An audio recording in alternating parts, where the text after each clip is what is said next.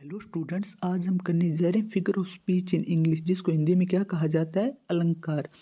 आज हम कौन कौन से फिगर ऑफ स्पीच करेंगे। सबसे पहले करेंगे हम सिमली, सेकंड पर हम करेंगे मेटाफर, और थर्ड पर हम करेंगे पर्सोनिफिकेशन, और फोर्थ पर करेंगे हम ऑक्सीमोरन। तो सबसे पहले हमारे पास कौन सा फिगर ऑफ स्पीच आता है, सिमली।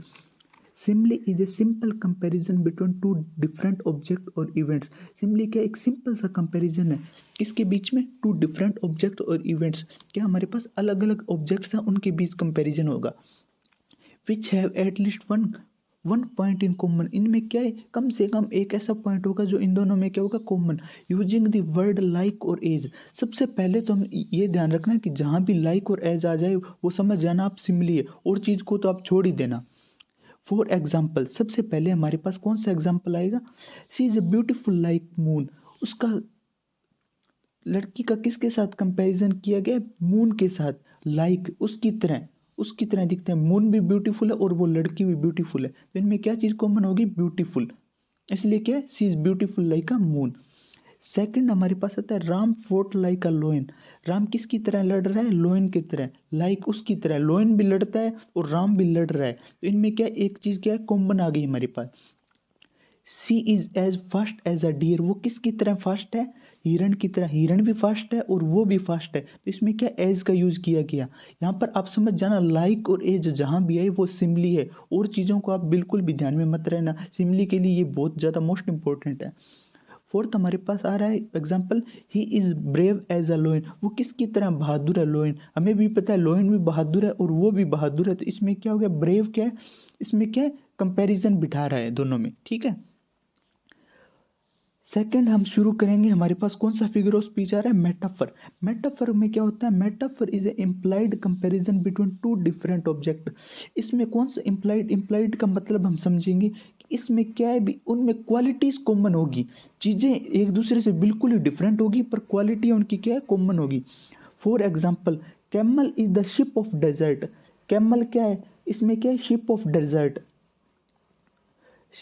कैमल कैमल और शिप को क्या किया है, अलग इसमें कंपेयर किया गया है। कैमल और शिप बिल्कुल अलग अलग हमें भी पता है, पर शिप क्या है, शिप समुद्र में चलती है और कैमल रेगिस्तान में चलता है। इसमें क्या हो गया, इनका इम्प्लाइड कंपैरिजन हो गया। और फिर आएगा हमारे पास, माई मोम has a hurt of gold.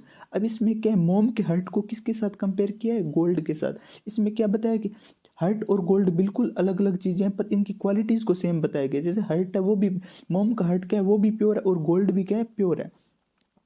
और फिर हमारे पास एग्जाम्पल आता है, life is a bed of thorns. जिंदगी जिंदगी क्या है, कांटों का बिस्तर है। Life and bed of thorn बिल्कुल क्या है, अलग अलग है, पर हमें भी पता है जिंदगी के अंदर क्या होता है, स्ट्रगल होता है, और उसको किसके साथ कंपेयर किया गया है, कांटेदार बिस्तर के साथ। नोट हमारे पास इसमें क्या नोट है, मेटाफर में कभी भी लाइक और एज वर्ड का यूज नहीं होता। वो किस में यूज होता है, सिर्फ सिमिली के अंदर यूज होता है। ये चीज आप ध्यान रखें, बहुत ज्यादा मोस्ट इंपॉर्टेंट है ये।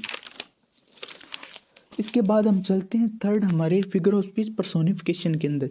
इसके अंदर क्या होता है, lifeless things are treated as if they were human beings. इसके अंदर क्या है, निर्जीव चीजों को किस की तरह ट्रीट किया जाता है, जैसे वो क्या है, ह्यूमन बींग्स है। This is called personification. उसको क्या कहा जाता है, पर्सोनिफिकेशन कहा जाता है, यानी कि क्या कहा जाता है, मानवीकरण। It must be use to personify a non living things. इसमें क्या है, निर्जीव चीजों को पर्सोनिफाई किया जाता है और किसी चीज को नहीं किया जाता। फॉर एग्जाम्पल इसमें कौन सा उदाहरण बताया गया है, हम सबसे पहले, ए लाई हैज नो लेग्स। झूठ के कभी भी पाँव नहीं होते। झूठ को किस क्या किया गया, पर्सोनिफाई किया गया, क्योंकि ह्यूमन के होते हैं पाँव, तो उसको किसके साथ पर्सोनिफाई किया गया, ह्यूमन के साथ। Opportunity do knocks at the door but once. Opportunity क्या है हमारे पास, सिर्फ एक बार जिंदगी में दस्तक देती है, फिर कभी नहीं। इसमें क्या मतलब हो गया, अपॉर्चुनिटी को क्या किया गया है, पर्सोनिफाई किया गया है। थर्ड हमारे पास आता है anxiety was sitting on your face. Anxiety का मतलब क्या होता है, चिंता, फियर, यानी कि किसको, इसमें क्या पर्सोनिफाई किया गया, एनएग्जाइटी। एनएग्जाइटी जिसमें क्या हो गया, फेस पर बैठी है, यानी कि क्या है, बैठना, ये क्या है, किसके काम है, ह्यूमंस के काम है। फोर्थ एग्जाम्पल हमारे पास आता है, दी very houses seems sleep. Houses हमें क्या दिखाई दे रहे हैं, सोते हुए दिखाई दे रहे हैं। हाउस हाउस क्या एक नॉन लिविंग थिंग्स है, वो हमें उसको किसके साथ पर्सोनिफाई किया गया, ह्यूमन, क्योंकि सोने का काम किसका है, ह्यूमंस का है। अब हम चलते हैं हमारी fourth figure of speech oxymoron के ऊपर। उसके अंदर क्या बताया गया है, the word comes from the Greek word Oxus morose drive from Oxus meaning sharp. Oxus का मीनिंग क्या बताया गया, शार्प। शार्प का मतलब होता है तेज, एंड मोरोस का मीनिंग होता है फुलिश यानी कि मूर्ख। It is the figure of speech with contradictory expression. इसके अंदर क्या होता है, विरोधाभास होता है, कॉन्ट्राडिक्टरी का meaning. It may be called paradox into very few words. इसमें क्या है, कई बार इसको हम क्या कहते हैं, पैराडॉक्स भी कहते हैं। For example this is an open secret. इसके अंदर ओपन भी बता दिया और सीक्रेट भी बता दिया। इसके अंदर क्या है, दो कॉन्ट्राडिक्टरी सिचुएशन है हमारे पास। सेकंड एग्जाम्पल है ही इज वाइज फुल। इसके अंदर उसे वाइज भी बता दिया और फुल भी बता दिया। वाइज का मतलब बुद्धिमान, फुल का मतलब मूर्ख। थर्ड है I could hear the sound of silence. इसके अंदर बता रखा है भी मैंने साइलेंस का साउंड सुना। साइलेंस भी कह दिया और साउंड भी कह दिया, इसमें भी क्या हो गया, कॉन्ट्राडिक्टरी।